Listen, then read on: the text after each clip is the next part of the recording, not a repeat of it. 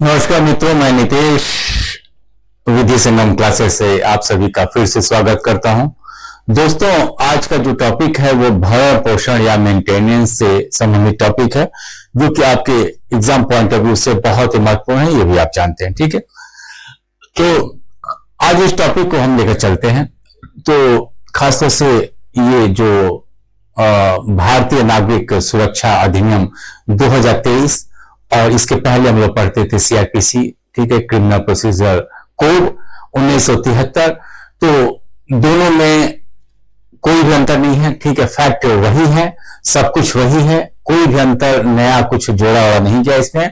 सिर्फ ये है कि चैप्टर बदल दिए गए हैं, सेक्शन आपके बदल दिए गए हैं, धाराएं बदल गई है। ठीक है, तो पहले तो हम लोग यही देख लें कि हम लोग सीआरपीसी 1973 का जो इसके पहले हम लोग देख चुके हैं। इसमें चैप्टर कौन था मित्रों? इसका चैप्टर था 9। ठीक है, चैप्टर 9 था, हम लोग को दिमाग में होगा, ठीक है, कि सीआरपीसी 1973 का चैप्टर 9 था और उसकी जो धाराएं थी वो 125 से लेकर 128 के बीच में हम लोग देखते आ रहे हैं। ठीक है, सीआरपीसी। अब यही सब चीजें सिर्फ यहां पर चैप्टर बदल दिया गया, चैप्टर 10 है। ठीक है, चैप्टर 10 है नए वाले अधिनियम में, और बाकी इसका जो सेक्शन है 144 से 147, बस यही उसको रीअरेंज किया गया है, बाकी कुछ भी नए फैक्ट जोड़े नहीं गए हैं। ये बात हमें हमारे दिमाग में सभी लोग इस बात को बैठा लें। ठीक है, तो अब ये चूंकि चैप्टर या इस टॉपिक की बात करें तो टॉपिक थोड़ा सा लंबा है। ठीक है, तो इसको हम लोग 2 पार्ट में लेकर चलेंगे, क्योंकि यहां पर जो भी पढ़ाई हो रही है उसमें हम कोशिश यही करेंगे कि प्रीलिम्स के भी आपके कॉन्सेप्ट बन जाए और साथ में मेंस में क्या क्या आप लिख सकते हैं वो भी कॉन्सेप्ट दिमाग में बैठ जाए। ठीक है, तो इसको 2 पार्ट में हम लोग लेकर चलेंगे। पहला पार्ट आज थोड़ा सा कुछ कॉन्सेप्ट के बारे में हम यहाँ पर चर्चा करेंगे। ठीक है, कॉन्सेप्ट मित्रों ये है कि जैसे कि हम लोग जो भी प्रोसीजरल लॉ, चाहे उसे नए वाले अधिनियम में नाम कुछ भी दिया गया है, ठीक है तो ये प्रोसीजर पार्ट। ठीक है, यानी कि ये अगर देखा जाए तो ये डांडिक क्या है, प्रक्रियात्मक विधि है, डांडिक प्रक्रिया दी गई है, प्रोसीजर यहां पर दिया गया है। ठीक है, अब अगर हम पूरे अधिनियम की बात करें, ठीक है, पूरे अधिनियम की बात करें, चाहे वो नए अधिनियम की बात करें या पुराने अधिनियम की, दोनों में प्रक्रिया आपको दी गई है। ठीक है, तो इसके अंतर्गत अगर हम प्रोसीजर की बात करें तो इसको 2 पार्ट में हम बांट सकते हैं। ठीक है, पहला पार्ट क्या है, वो है आपकी उपचार की व्यवस्था करता है। पहला पार्ट क्या है, उपचार, यानी कि रेमेडीज की बात करता है, उपचारात्मक बात करता है। अगर आपने कोई अपराध किया है तो अपराधी को सजा दिलवाकर और जो एग्रीड पार्टी है, जो दुखी पार्टी है, उसे संतुष्ट करने का कार्य करना, या जो सामाजिक कानून उसने तोड़ा है, समाज में एक कानून व्यवस्था की स्थिति को कायम रखना, ये आपका सीआरपीसी का या नए वाले सुरक्षा अधिनियम का उद्देश्य है। ठीक है, लेकिन जो इसका दूसरा पार्ट है मित्रों, उसका काम क्या है, उसका काम ये है निवारक करना। याद रखना, निवारात्मक यानी कि प्रिवेंटिव एक्शन लेना, प्रिवेंटिव एक्शन लेना। ठीक है, प्रिवेंटिव एक्शन में तमाम तरह के चैप्टर हम पढ़ेंगे, जिसके अंतर्गत पुलिस को शक्तियां दी गई है कि भैया कोई कॉग्निजेबल ऑफेंस होने वाला है, जाओ अपराधियों को गिरफ्तार कर लो। ठीक है, उस अपराध को होने से पहले ही रोक दो। तो इस प्रकार के तमाम तरह की बातें आपको सीआरपीसी में दी गई हैं, जिसमें उपचारात्मक तो नहीं है, रेमेडीज तो नहीं है, लेकिन वो क्या है, प्रिवेंटिव प्रोविजन दिए गए हैं, निवारात्मक, यानी कि अपराध होने से पहले उसे रोक दिया गया है। ठीक है, तो ये व्यवस्था हमारे इस प्रोसीजरल लॉ में दिया गया है। ठीक है, तो इसके बारे में तो हमने आपको बता दिया। अब जो चैप्टर हम, चाहे वो चैप्टर 9 ऑफ सीआरपीसी हो या चैप्टर 10 ऑफ नागरिक सुरक्षा अधिनियम हो, ठीक है, दोनों चैप्टर की अगर बात करते हैं, यानी कि कुल मिलाकर अगर हम भरण पोषण की बात करते हैं, ठीक है, यहां पर हम इसको लिख लेते हैं। ठीक है, अगर सिर्फ हम किसकी बात करें, भरण पोषण की बात करें। क्लियर? ठीक है, तो भरण पोषण क्या उपचारात्मक है? क्या इसमें किसी व्यक्ति को दंड मिलता है, सजा होती है, फाइन होता है, जेल दिया जाता है? आपका उत्तर रहेगा नहीं साहब, ऐसा इसमें कुछ भी नहीं दिया जाता। ठीक है, किसी व्यक्ति पर फाइन नहीं ठोका जाता है, किसी व्यक्ति को जेल की सजा नहीं होती है। अर्थात ये क्या है? मेंटेनेंस की कार्रवाई। हाँ जी, ये कार्रवाई क्या है? निवारात्मक है। ठीक है, यानी कि इसका उद्देश्य क्या है? इसका उद्देश्य यह है कि व्यक्ति को सजा न देकर उसको अपराध कहिए या उसकी क्या कहिए, आवारागर्दी। एक पति अपनी पत्नी और बच्चों का पालन पोषण नहीं करेगा तो क्या आवारागर्दी को बढ़ावा नहीं मिलेगा? मिलेगा। बच्चे भी भिखारी हो जाएंगे, पत्नी भी दुष्चरित्र हो जाएगी। पति तो आवारा है ही, पति तो आवारा है कि उसने अपने कर्तव्य का पालन नहीं किया। ठीक है, तो देखा जाए तो आवारागर्दी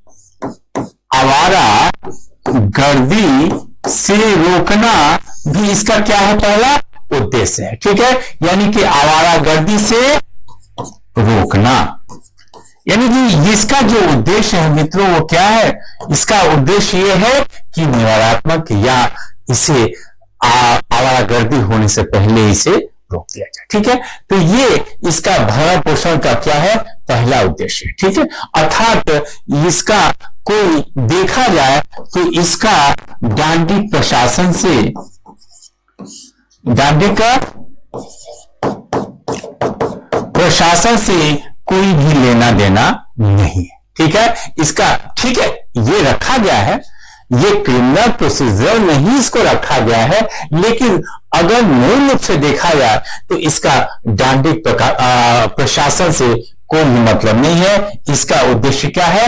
आवारागर्दी से रोकना। ठीक है, व्यक्ति को आवारा बनने से, बच्चों को आवारा बनने से, स्त्री को आवारा बनने से रोकना, क्योंकि रोटी कपड़ा मकान एक बहुत ही आवश्यक चीज होती है। अगर वो न रहे तो व्यक्ति को दुष्चरित्र होने में समय नहीं लगता है। वैसे भी कहा गया कि व्यक्ति क्या है? सेकेंडों में वो क्या बन सकता है? मुनि बन सकता है। सेकेंडों में वो ज्ञान को प्राप्त कर सकता है और सेकेंडों में क्या हो सकता है? वो डकैत हो सकता है। हमारे तमाम तरह के इस प्रकार के उदाहरण हैं। ठीक है, तमाम तरह के एग्जाम्पल है। वाल्मीकि बहुत बड़े डकैत थे, अचानक ज्ञान आया, उन्होंने भगवान राम पर उन्होंने अपना लिख दिया महाकाव्य। ठीक है, तो इस प्रकार गद्य उन्होंने लिखा, गद्य लिखा। ठीक है, तो इस प्रकार की सब जितनी भी चीजें हैं तो ये बताती है कि व्यक्ति के लिए रोटी कपड़ा मकान का बहुत ज्यादा महत्व। ठीक है, तो ये भरण पोषण आवारागर्दी से रोकना, और दूसरा इसका दांडिक प्रशासन से कोई भी मतलब नहीं है।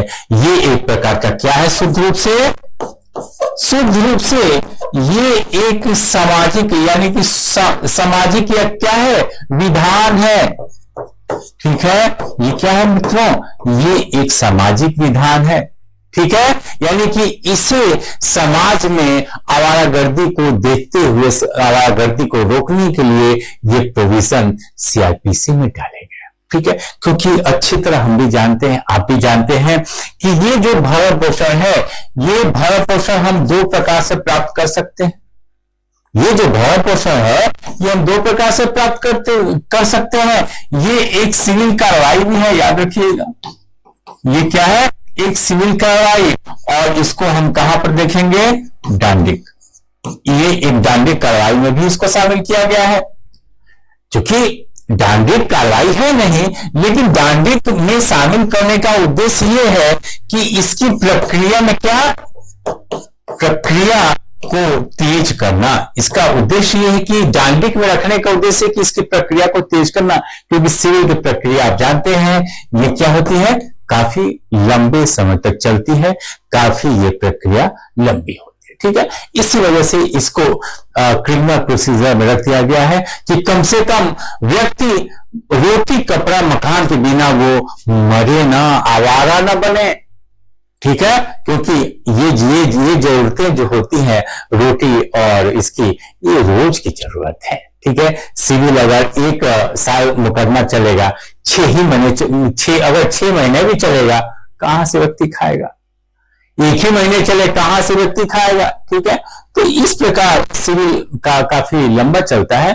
तो क्रिमिनल में सकती है कि भाई तत्कालिक मजिस्ट्रेट को अगर आप बताते हैं, हो सकता है कि दंडिक प्रक्रिया भी थोड़ी सी लंबी चले, लेकिन वहां पर यह है कि इंतरिम भी आपको प्रोविजन दिया गया है कि मजिस्ट्रेट चाहे तो अंतरिम रूप से आपके वकील साहब का खर्चा, आपका तत्कालिक जो खर्चा है उसको मेंटेन किया जा सके। ठीक है मित्रों, तो सीआरपीसी में इसका रखने का उद्देश्य यही है, क्योंकि इसका उद्देश्य ये दंडिक प्रशासन नहीं है। ठीक है, आवारागर्दी को रोकना एक सामाजिक विधान है, लेकिन दंडिक विधि में इसका रखने का एकमात्र उद्देश्य है कि प्रक्रिया थोड़ी सी तेज चलेगी, व्यक्ति को जल्दी राहत मिलेगा। ठीक है, तो ये आपका जो मोटा मोटी एक हमने कॉन्सेप्ट बताया, ये कॉन्सेप्ट हमें दिमाग में रखना है, क्योंकि अब प्रीलिम्स के भी क्वेश्चन आप देखें तो वो बहुत आसान नहीं रह गया। ठीक है, कॉन्सेप्ट आते हैं, उसके अधिनियम बनाने का उद्देश्य क्या है, यही कभी कभी आता है। और मेंस में अगर कायदे का कुछ ऊपर एक आध कॉन्सेप्ट वाले लाइंस आप लिख देंगे या बाद में ही लिखेंगे, तो एग्जामिनर पर जाते बेहतर प्रभाव पड़ेगा। आपको सामान्य कापियों से ऊपर कुछ आपको नंबर मिलेंगे। ठीक है, तो कुछ चीजें दिमाग में हमको रखनी है। ठीक है, तो आइए फिर इसे शुरू हम लोग करते हैं। ठीक है, तो अब इसका मित्रों देखा जाए तो कुछ कॉन्सेप्ट शुरू में ही हम लोग देख लेते हैं, बाकी तो प्रोविजन अभी हमारे पास है। ठीक है, जैसे कि अगर देखा जाए तो जो हमारा सीआरपीसी है, ठीक है, सीआरपीसी है, ये एक प्रकार सीआरपीसी या जो भी आपके सुरक्षा अधिनियम बनाया गया है, ठीक है, क्योंकि क्रिमिनल है प्रोविजन, क्रिमिनल प्रोविजन है, तो ये देखा जाए तो ये सभी धर्मों पर लागू होता है। ठीक है, चाहे वो हिंदू हो, मोहम्मदन हो, क्रिश्चियन हो, कोई भी धर्म हो, जो भारत का नागरिक है, उन सभी पर ये प्रोविजन लागू होता है। ठीक है, यानी कि ये प्रोविजन क्या है मित्रों, ये प्रोविजन शुद्ध रूप से क्या है, एक प्रकार का ये सेकुलर है, यानी कि ये जो प्रोविजन मित्रों ये क्या है, धर्म निरपेक्ष प्रोविजन है। ठीक है, ये सेकुलर है, क्लियर है, धर्म निरपेक्ष प्रोविजन है, अर्थात ये सभी धर्मों पर समान रूप से क्या है, लागू है। ठीक है, सभी पर समान रूप से, कोई इसमें किसी में अंतर नहीं है, कोई हिंदू हो, मुस्लिम हो, क्रिश्चियन हो, कोई भी धर्म हो, सभी धर्मों को ये समान रूप से देखता है। ठीक है, तो ये भी एक इंपॉर्टेंट है कि ये एक क्या है, धर्म निरपेक्ष प्रोविजन है कि जो कि सभी पर समान रूप से लागू होता है। ठीक है, और एक और यहां पर पॉइंट है, जैसे कि एक आध केस यहीं पर हम लोग देख लेते हैं, और तो धर्मनिरपेक्ष प्रोविजन, लेकिन याद रखिएगा ये भरण पोषण किसके संदर्भ में बात हो रही है, दांडिक, यस, जो भी दांडिक प्रावधान आपके दिए गए हैं। ठीक है, यानी कि दांडिक प्रावधान के मैटर पर ये सभी धर्मों पर लागू होते हैं। ठीक है, और अगर हम बात करें किसकी, सिविल की, अगर हम बात करें सिविल, यानी कि जब आप भरण पोषण की कार्रवाई को सिविल विधि के अंतर्गत आप चाहते हैं कि इससे हम लाभ उठाएं, सिविल विधि के अंतर्गत, यानी कि सिविल विधि के का क्या हुआ, भरण पोषण कार्रवाई आप कहां पर जाकर लेंगे, यस, आपके पर्सनल लॉ पर, यानी कि व्यक्तिगत विधि। ठीक है, आप पर्सनल लॉ में जाइए और फिर वहां पर इसके लिए क्या करेंगे, राहत आप लेंगे। हिंदू है तो हिंदू विधि के तहत जाइए, मुस्लिम है तो मुस्लिम शरीयत कानून के तहत आप जाइए, और फिर वहां से मेंटेनेंस की कार्रवाई के लिए आप कोर्ट में अर्जी दीजिए। ठीक है, तो ये डांडी डांडी के तहत आप जाइए, ठीक है। वहां पर जब आप जाएंगे तो आपकी व्यक्तिगत विधि लागू नहीं होगी, वहां पर सभी पर, चाहे वो किसी धर्म का हो, उस पर समान रूप से लागू होगा। लेकिन अगर आप सिविल विधि के अंतर्गत आप जाते हैं तो आपका पर्सनल लॉ या व्यक्तिगत विधि क्या हो जाएगी, लागू हो जाएगी। मुस्लिम है तो शरीयत और हिंदू है तो हिंदू विधि, ठीक है। तो वहां आप इस प्रकार का लाभ उठा सकते हैं। अब यहां पर दिमाग में एक क्वेश्चन आ सकता है कि सर क्या सिविल और क्रिमिनल दोनों कार्रवाई एक साथ हो सकती है? हाँ जी, ठीक है। आप एक एप्लीकेशन, एक आवेदन यहां भी दे सकते हैं। कहां पर? क्रिमिनल कोर्ट में। आप एक आवेदन यहां भी दे सकते हैं, कोई दिक्कत नहीं साहब, एक एप्लीकेशन दे दो यहां, ठीक है। और उसी दिन दूसरा एप्लीकेशन यहां भी आप क्या कर सकते हैं, डाल सकते हैं। दोनों जगह डाल देंगे और दोनों का जो भी निर्णय होगा वो मान्य होगा। लेकिन याद रखिएगा कि सिविल विधि का जो भी निर्णय आएगा वो इस पर क्या कर जाएगा, प्रिवील कर जाएगा। यानी कि मान लीजिए इस मुकदमे में जज साहब ने कोई फैसला दिया कि इनको तुम 5,000 रुपया महीना दो, 10,000 रुपया महीना दो, ठीक है। और सिविल विधि में आ गया कि नहीं, इनको 15,000 रुपया महीना दो, ठीक है। तब क्या होगा, ये जो 5,000 है ये उसी में क्या हो जाएगा, मर्ज हो जाएगा। यानी कि जिस दिन सिविल विधि का कोई भी निर्णय आया उस दिन ये निर्णय अपने आप क्या हो जाएगा, रुक जाएगा और फिर ये विधि क्या हो जाएगी, लागू हो जाएगी, ठीक है। तो जितना लाभ आपने यहां पर कमाया है वो इसमें एडजस्ट हो जाएगा। मान लीजिए उस महीने का आपने उठा लिया, उस महीने का आपने क्रिमिनल में पैसा उठा लिया, लाभ उठा लिया, और उसी महीने में ये अगले दिन निर्णय आ गया, तो अब ये थोड़ी उस महीने में यहां से भी लाभ उठाया, यहां से भी लाभ उठाया, जो लाभ है वो इसमें एडजस्ट कर दिया जाएगा, ठीक है। तो ये मोटा मोटी कॉन्सेप्ट हम लोग को दिमाग में रखना होगा। अब थोड़ा सा यहां पर एक आध केस चूंकि काफी विवादित रहा है, ठीक है, तो उस केस को भी हम लोग देख लें, उसके बाद से एक एक सेक्शन को लेकर हम लोग आगे पढ़ेंगे, ठीक है। क्योंकि हम ये चाहते हैं कि इस क्लास में आने के बाद आपका दिमाग बिल्कुल एकदम फिट हो जाए, अब आपको कहीं और जाने की आवश्यकता नहीं, ठीक है। तो अब एक केस हमने ज्यादा केस पढ़ने पर समय ज्यादा वो होगा, ठीक है। तो कुछ मेन केस हम लोग देखते हैं। तो जहां तक जैसे कि ये केस था Mohammad Ahmad Khan versus Shah Bano 1985 Supreme Court, ठीक है। जैसे कि अभी हमने आपको पहले बोला कि जो सीआरपीसी या प्रोसीजरल लॉ, जो नया वाला अधिनियम, सुरक्षा अधिनियम, ठीक है।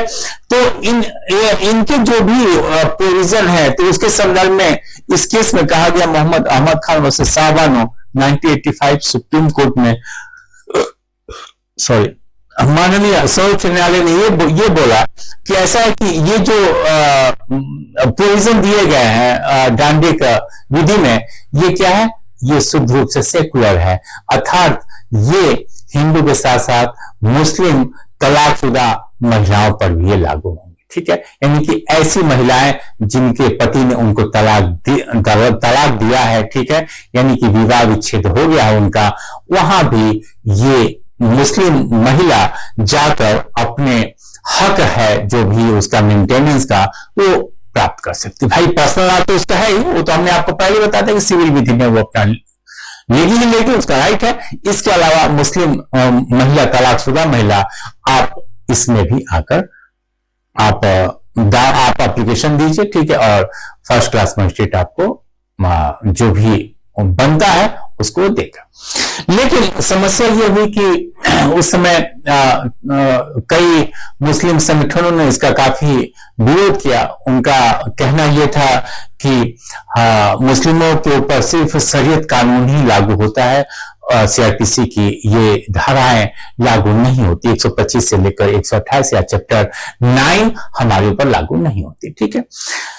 अब चूंकि सुप्रीम कोर्ट का निर्णय था, ठीक है, सुप्रीम कोर्ट के निर्णय के खिलाफ अब सरकार ने क्या किया, उस समय तत्कालीन राजीव गांधी गवर्नमेंट था, उन्होंने उस पर तुरंत एक्शन लिया और तुरंत संसद का जो भी अध्यादेश के माध्यम से चीजें जाकर संसद से उन्होंने पास करवाया और ये अधिनियम वो लाया, ठीक है। ये उस समय अधिनियम आया तुरंत इस केस के तुरंत बाद, ठीक है। ये देखिए 1985 का है और 1986 में ये अधिनियम आ जाता है, मुस्लिम स्त्री विवाह विच्छेद पर अधिकार संरक्षण अधिनियम 1986, ठीक है। कभी कभी एक्ट नंबर पूछ देता है, ठीक है, एक्ट नंबर उस साल का, ठीक है। तो एक्ट, इसका एक्ट नंबर 25 था, किसका, 1986 का, ठीक है। ये भी कभी कभी खासतौर से उत्तरांचल में जब आप एग्जाम देने जाते हैं तो उत्तरांचल में एक्ट नंबर और ये सब चीजें पूछती हैं। वैसे तो अब सब जगह पूछने का ट्रेंड हो गया, ठीक है। और उत्तरांचल में बहुत पहले से ये एक्ट नंबर पूछे जाते हैं। तो ये एक्ट नंबर भी दिमाग में रखिएगा, कोई भी अधिनियम पढ़ा कीजिए तो उसका एक्ट नंबर भी दिमाग में रखा कीजिए, ठीक है। तो ये अधिनियम लाया गया और इसमें ये आपको प्रोविजन डाल दिया गया कि नहीं भैया, ऐसा है कि तलाकशुदा महिला केवल और केवल कहां तक, केवल इद्दत तक, ठीक है, केवल इद्दत तक उसे हम मेंटेनेंस देंगे, ठीक है। इस अधिनियम के द्वारा ये स्पष्ट कर दिया गया कि जो मुस्लिम महिला है, जो मुस्लिम तलाकशुदा महिला है, उसे केवल हम इद्दत की अवधि तक ही क्या देंगे, भरण पोषण देंगे, ठीक है। तो इसके बाद से जो भी बात के जो भी केस आए उसमें कहा गया कि ठीक है भाई, अब जब सुप्रीम कोर्ट ने बोला और जब कानून आ गया तो इस प्रकार का सब चीजें, बीच में कई केस आए, ठीक है, तमाम तरह की उसमें व्याख्या दी गई। उसके बाद से अभी का जो लेटेस्ट केस है मोहम्मद अब्दुल समद वर्सेस तेलंगाना राज्य एवं अन्य 2023 का ये कम लेटेस्ट केस है, ठीक है मित्रों। तो ये केस आया अभी तुरंत का, इसके बीच में भी कई केस है, तमाम केस है, लेकिन कॉन्सेप्ट वही है, उसमें कुछ नया नहीं कहा गया, लेकिन इसमें थोड़ा सा आपको कुछ नया कॉन्सेप्ट दिया गया, ठीक है। तो ये तेलंगाना राज्य वाले में क्या था कि एक मुस्लिम पति थे, उन्होंने क्या किया कि 3 तलाक द्वारा अपना विवाह विच्छेद उन्होंने कर लिया और फिर उसके खिलाफ महिला लोअर कोर्ट में गई, लोअर कोर्ट ने सीआरपीसी के तहत उसे दे दिया राहत, ठीक है, राहत उसने दे दिया।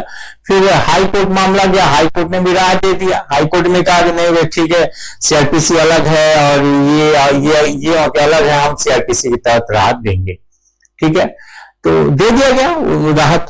उसके बाद से फिर वो इसके खिलाफ कहा गए, उच्चतम न्यायालय यानी कि सुप्रीम कोर्ट वो जाते हैं और सुप्रीम कोर्ट ने फिर हाई कोर्ट और लोअर कोर्ट का जो भी निर्णय है उसने क्या किया, यथास्थिति कायम रहने दिया।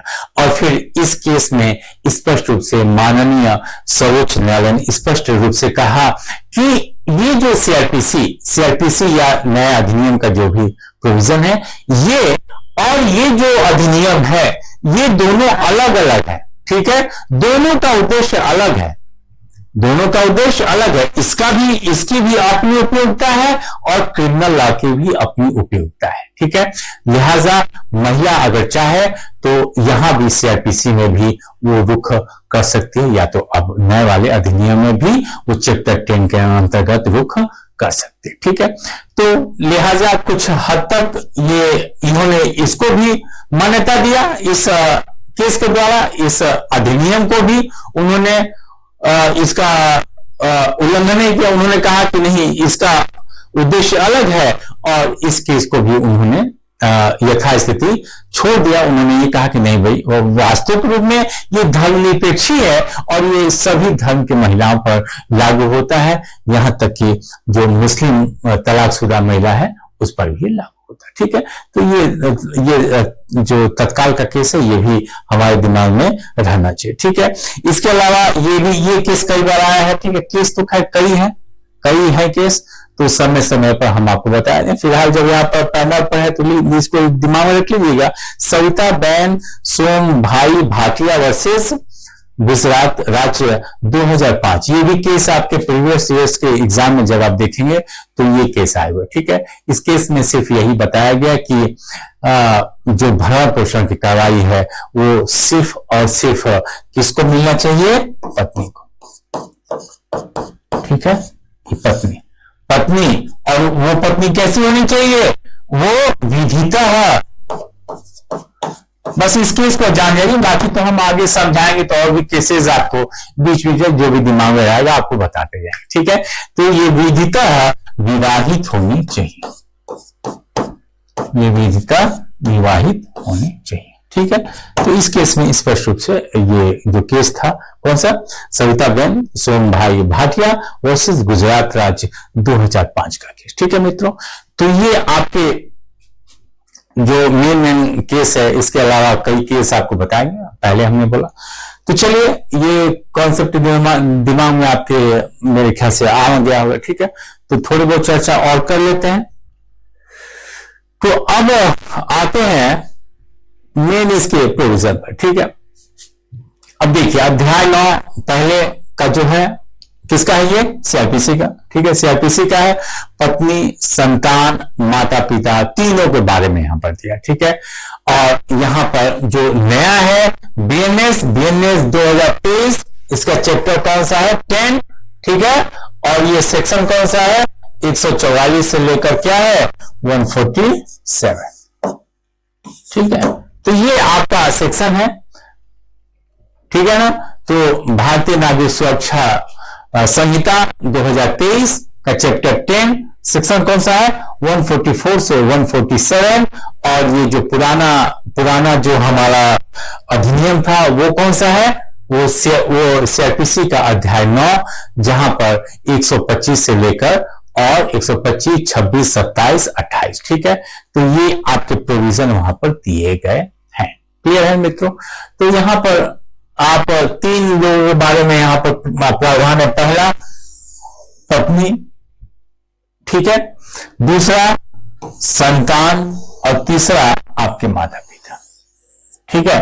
तो सिर्फ ये पत्नी के बारे में नहीं है, बल्कि पत्नी, संतान और माता पिता तीनों के लिए ये मेंटेनेंस की कार्रवाई दी गई है, ठीक है। चाहे वो चैप्टर 10 हो इसका बीएनएसएस, और सेक्शन 144 वही सेम है चैप्टर 9, ठीक है, जिसमें पहली धारा है 125 और इसकी पहली धारा कौन सा है 144, 144, ठीक है।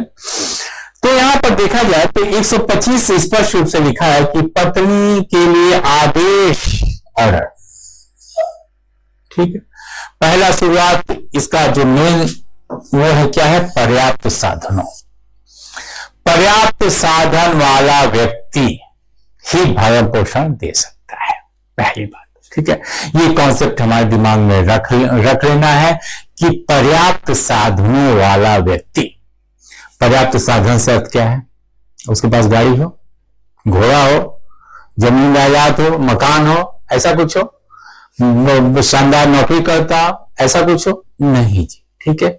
यहां पर पर्याप्त साधन वाला व्यक्ति यानी कि जिसे आदेश दिया जा रहा है, जिसे मेंटेनेंस का आदेश दिया जा रहा है, वो कैसा व्यक्ति होना चाहिए, पर्याप्त साधन से अर्थ क्या है, वो व्यक्ति सक्षम होना चाहिए, क्लियर, वो व्यक्ति सक्षम होना चाहिए। सक्षम से अर्थ क्या, बोलो, ये शारीरिक सक्षम, और दूसरा मानसिक काम खत्म, बस। बाकी आप घर पर बैठे हो और खटिया तोड़े, इससे कोई मतलब नहीं है। आप ये रोना रोइए कि साहब हम तो बेरोजगार हैं, कोर्ट कहेगा कि हाथ पैर सलामत है, पागल नहीं हो, विक्षिप्त नहीं हो, पर्याप्त साधन। अब जाओ ठेला खींचो, शादी किए हो, बच्चे पैदा किए हो, माँ बाप ने आपको पढ़ाया लिखाया या पैदा ही कर दिया, यही एहसान कर दिया, ठीक है। तो आप जाओ, और अगर वो लोग असक्षम हैं अपना भरण पोषण करने के लिए, तो उनको आवारा तो मत ही बनने दो, भिखारी तो मत ही बनने दो, कहीं से लाओ, भगवान ने हाथ पैर दिया है, मानसिक स्वस्थ हो, आप पर्याप्त साधन वाला व्यक्ति हो, कोई आपको और कुछ जानने की आवश्यकता नहीं है। वो साफ कहेगा हैविंग सफिशिएंट मीन्स, यस, आप पर्याप्त साधन रखते हैं, काम खत्म। ठीक है। तो पर्याप्त साधन को आपने समझा। पर्याप्त साधन से अर्थ ये है कि हाथ पैर सलामत होना चाहिए। आप कुछ भी कर सकते हैं, ठेला खींच सकते हैं, कुछ भी करिए, चाय की दुकान लगा सकते हैं, आपको सक्षम माना जाएगा। नौकरी नहीं है, कोई दिक्कत नहीं है, सड़क के किनारे रहे, कोई दिक्कत नहीं है, आप सक्षम है। आप क्या है? हैविंग सफिशिएंट मीन्स, खत्म, जाओ, ठीक है ना। तो यहां पर ये बात दी गई है। दूसरा पॉइंट यहां पर आते हैं कि अपनी पत्नी का जो अपना भरण पोषण करने में, यहां भी देखिए भरण पोषण करने में ये क्या है? असमर्थ है। पहला पॉइंट पत्नी के बारे में है। पहला जो पॉइंट है ए, वो किसके बारे में है? पत्नी के बारे में। यानी कि ऐसी पत्नी जो कि अपना भरण पोषण करने में क्या है? असमर्थ है, असमर्थ है, ठीक है। अब यहां पर आप कह सकते हैं कि साहब वहां तो आपने कहा कि वो पर्याप्त साधन, यानी कि वो हाथ पर उसका सलामत है, मानसिक रूप से ठीक है, तो कोर्ट कह रहा है कि नहीं अब तुम लाओ, पैसा लाओ, कहीं से लाओ, ठीक है। यहां भी तो वही चीजें लागू की जा सकती है। पत्नी भी तो हाथ पैर सही है, उसका मानसिक रूप से स्वस्थ है, उसे भी आप कह दीजिए कि भाई तुम भी अपना कमाओ, तुम्हारे तो हाथ पैर है नहीं जी, ठीक है। इस प्रकार का कोई भी प्रावधान नहीं दिया गया है, क्योंकि ये प्रावधान क्या है? ये सामाजिक विधान है। पहले ही आपको हमने कहा था। इसका उद्देश्य क्या है? उसका उद्देश्य सामाजिक है। स्त्री को क्या माना जाता है? कमजोर माना जाता है। कमजोर समाज में आज भी उसकी दशा बहुत अच्छी नहीं मानी जाती है। बच्चों को, जो बच्चे अभी क्या है, छोटे हैं, अवयस्क हैं, पागल हैं, विक्षिप्त हैं, वो कहां जाएंगे? भीख मांगने के अलावा कोई उपाय है उनके सामने, ठीक है। तो अगर सामाजिक रूप से इनकी उपेक्षा किया जाए तो फिर कानून का उद्देश्य क्या हो जाएगा? असफल हो जाएगा, ठीक है। इसी प्रकार अगर आपके वृद्ध माता पिता हैं, बुढ़ापे में क्या करेंगे? वो कैसे ठेला खींचेंगे? कैसे ठेला खींचेंगे? आप जैसे औलाद पैदा किए हैं, ठीक है।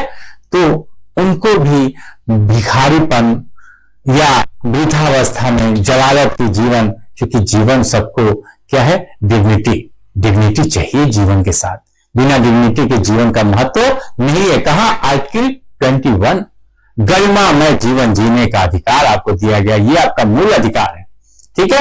तो वृद्ध माता पिता को भी क्या है? ये राइट है, और ये उनके लिए सामाजिक विधान है कि उनका लड़का जो हाथ पैर से स्वस्थ है, युवा है, वो जाए उसका भरण पोषण करे, ठीक है। तो यहां पर पत्नी जो अपना भरण पोषण करने में असमर्थ है, उसको आपको आदेश दिया गया कि आप उसको मेंटेनेंस दो, ठीक है। तो यहां पर्याप्त साधन से मतलब सिर्फ आपके ऊपर लागू है, यानी कि जिसको आदेश देना है उसके ऊपर। बाकी असमर्थता के मामले में पत्नी बहुत पढ़ी लिखी है, पत्नी बहुत स्वस्थ है, पहलवान है, पत्नी काम कर सकती है, उसके पास तमाम नौकरी के अवसर है, वो चाहे तो अवसर को भुना सकती है, कोई तर्क काम आने वाला नहीं। ठीक है, पत्नी कमा सकती है, हो सकता है कि भविष्य में कुछ कमाई भी तो थोड़ा बहुत एडजस्ट कोर्ट करेगा, ठीक है, देखेंगे अगर वो कल के दिन कमाती है तो थोड़ा बहुत आपको राहत हम देंगे। जहां हम आपको 30,000 रुपए कह रहे हैं वहां हम 10,000 घटा देंगे, लेकिन आपका जो प्राथमिक दायित्व है उससे हम भागने आपको नहीं देंगे। आप अपना कर्तव्य पूरा करिए। पत्नी योग्य है, पत्नी शारीरिक रूप से मजबूत है, उसके पास नौकरी के अवसर है, उससे हमको मतलब नहीं है, ठीक है, उसे हम असमर्थ ही मानते हैं। हाँ, अगर पत्नी पहले से आईएएस है और उसके पास तमाम साधन है तो वहां कोर्ट नहीं ऐसा वो करेगा, ठीक है। लेकिन जहां वो भले पढ़ी लिखी है लेकिन नौकरी नहीं कर रही है और ये कहना है कि उसके पास नौकरी का अवसर थे, वो कर सकती है, तो यहाँ कोर्ट के सामने आपका तर्क चलने वाला नहीं, ठीक है। अब यहाँ पर पत्नी के अंतर्गत कैसी स्त्री आएंगी, ठीक है। पत्नी का अर्थ यह है कि जो आपसे विधितः, ठीक है, यानी कि आपसे विदिता विवाहित है, विदिता विवाह यानी कि जो आपके वैवाहिक कर्म कांड है वो कंप्लीट होनी चाहिए, ठीक है, क्योंकि वही कंप्लीट होंगे तभी आप लॉफुल क्या होंगे, स्पाउस के अंतर्गत आप शामिल होंगे, ठीक है। पति पत्नी आप तभी होंगे जब विदिता आप विवाहित, ठीक है। तो पत्नी के अंतर्गत याद रखिएगा कि जो विदिता विवाहित हो वही पत्नी, वही स्त्री आपकी पत्नी कहलाएगी। मान लीजिए एक पत्नी है, आप दूसरी शादी कर लिए, आपकी नजर में वो दूसरी शादी है, लेकिन कानून की नजर में क्या है, वो वाइड है, शून्य है, दूसरी पत्नी को राइट मिलने वाला नहीं है। राइट किसे मिलेगा, पहली पत्नी। हाँ, अगर ये मर जाती है तो वो बात अलग है, ठीक है, लेकिन विदिता पत्नी वही मानी जाती है जो कि किसी पुरुष से तब विवाहित हो जब उस पुरुष की वर्तमान में कोई भी स्त्री न हो, तो वो विवाह क्या माना जाता है, विदिता माना जाता है, ठीक है। तो पत्नी के अंतर्गत इसी प्रकार जो लिविंग में स्त्रियां रह रहे हैं या जो उसी पुरुष से दूसरी शादी उसने किया है या जो अपन कुबाइन होती हैं, सब रखा लें, तो वो सब स्त्रियां इसके अंतर्गत नहीं आएंगी। वो भरण पोषण उनसे आप नहीं, भले उनके बच्चे तो इसके अंतर्गत आएंगे, ठीक है, क्योंकि यहाँ पर अधर्मज संतान को भी शामिल किया गया, उनके बच्चे आ सकते हैं, लेकिन वो खुद स्त्री भरण पोषण का दावा नहीं कर सकते, ठीक है। तो ये कुछ कॉन्सेप्ट है। फिर इसके आगे का जो पार्ट है वो हम कल, ठीक है, कल इसी टाइम आपको हम इसका लेक्चर प्रोवाइड कर देंगे, ठीक है मित्रों।